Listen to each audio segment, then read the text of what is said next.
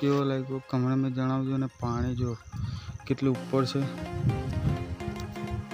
ને ગાઈસ તમે આ બાજુ જુઓ, આ બાજુ પાસે ચોળી.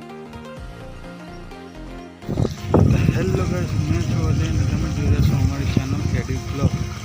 જો ગાઈસ આ છે આપણો કપા. જો તમે આપણે આગલા બ્લોગ વિડીયોમાં પણ જોયો હશે. ને હા મિત્રો, એક મજાની વાત તમને દેખાડો. આ છે આપણો કૂવો જેમાં મોટર ચાલુ છે. કે આપણે પહેલાં મોટર બંધ કરી દઈએ. તો આ છે ગાઈસ સ્ટાર્ટર.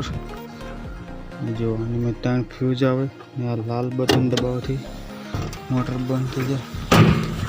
હા ગાઈસ, તો કાલે વરસાદ એવો આવ્યો હતો કે આપણો કૂવો પણ ફૂલ ઉપર આવી જશે, ભરાઈ જશે. જો તમે જોઈ શકો છો કેટલું પાણી ઉપર છે. ને ગાઈસ તમે આ બાજુ જુઓ, આ બાજુથી એમ થોડું થોડું પાણી આવે છે. તમને કેમેરામાં ક્લીન તો નહીં દેખાય, પણ મેં ઝૂમ કરીને તમને દેખાડું. જો આ બબલ્સ જેવું દેખાય, અહીંયાથી ગાઈસ પાણી આવે છે. જો અહીંયાથી ધીમે ધીમે ધીમે ચારે બાજુ એવી રીતે પાણી આવશે ને ગાઈસ કૂવો જો ઠેઠ ઉપર છોડી ભરાઈ જશે, થોડો કદરી હશે.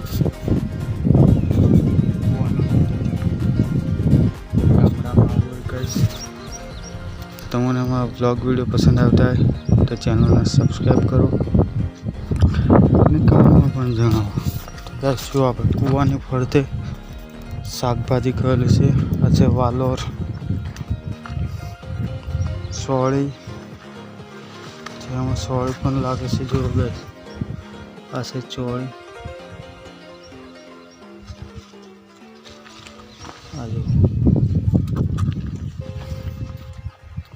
ઘણા બધા વેલા સડાવ્યા છે ફરતે ફરતે. ગાઈસ તમે જુઓ કૂવાનું પાણી કેટલું ઉપર આવી ગયું છે. આ છે ગાઈસ કારેલી. જો કારેલીના ફૂલ પણ આવી ગયા છે.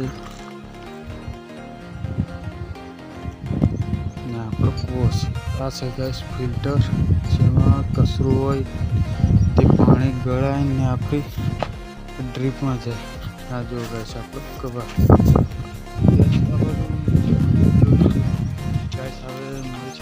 બ્લોગ સાથે ત્યાં સુધી અમારા વિડીયો પસંદ આવે તો વિડીયોને લાઈક છે, સબસ્ક્રાઈબ કરજો. બાકી તમને આ કૂવો કેવો લાગ્યો કમેન્ટમાં જણાવજો અને પાણી જો કેટલું ઉપર છે. તો ચાલો બસ મળીશું એક નવા બ્લોગ સાથે. જય હિન્દ.